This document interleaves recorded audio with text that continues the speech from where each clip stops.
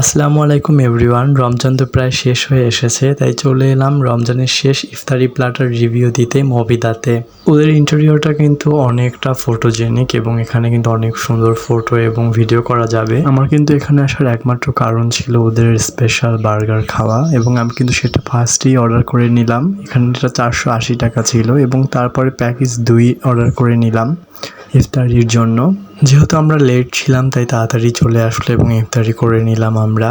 এখানে কিন্তু আমাদের খাবারের সাথে ছিল পর্ন, স্যালাড, ফ্রাইড রাইস, তার সাথে আপেল ছিল, পানি ছিল, একটা জুস আইটেম ছিল এবং আমার স্পেশাল সেই বার্গারটা চলে আসলো এবং এটা দেখতে যতটা সুন্দর লাগছিল বলার মতো না।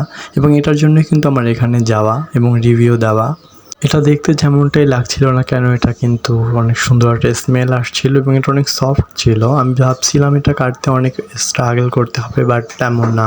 এটার ভিতরে কী কী ইনগ্রিডিয়েন্ট দেওয়া ছিল আমি বলতে পারবো না, বিকজ আমি এতটা এক্সপার্ট না এখনও ফুড রিভিউর জন্য। তবে স্মেল এবং দেখতে কিন্তু বেশ সুন্দর লাগছিল এবং আমি তারপর শুরু করে দিলাম ভাগ করা, কারণ আমরা দুজন ছিলাম তাই আমরা দুইটা ভাগ করে নিলাম।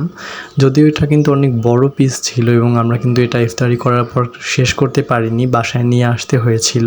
এবং ভিতরে দেখতেই পাচ্ছ যে কীরকম ভরা ছিল তাদের কিন্তু যেটা দেওয়া ছিল ভিতরে এরকম, যেটা কিন্তু হয়তো চিকেন পিস বা তাদের সাথে ম্যারিনেট করা অন্য কিছু ছিল এবং চিজ তো ছিলই ওভারলোডেড। এবং আমি খাওয়ার পরে কিন্তু বুঝতে পারলাম এটা কতটা সফট ছিল। আমার কিন্তু এখানে আসার একমাত্র কারণ ছিল এই বার্গারটা, কারণ এখানে কিন্তু আমি অনেক রিভিউ দেখেছি, আজকে খেয়ে ভালোই লাগলো। দ্য ওর্স্ট পার্ট ইজ এখানে কিছু মেহমান দেখতে পেয়েছিলাম যার মধ্যে পিঁপড়াটা ছিল, ইটস সো আনহাইজেনিক। আর তারপর ছিল কিন্তু এখানে আমাদের জুসের মধ্যে আমরা একটা সদ্য মাছিকে পেয়েছিলাম, যেটাও খুবই আনহাইজেনিক ছিল। তাদের আরও কেয়ারফুল হওয়া উচিত তাদের হাইজিন নিয়ে। তারপর চলে গেলাম মার্কেট দেখাতে। আমাদের বরিশালকে যারা এখনও ক্রিটিসাইজ করে তাদের দেখা উচিত it's not Barishal, it's New York.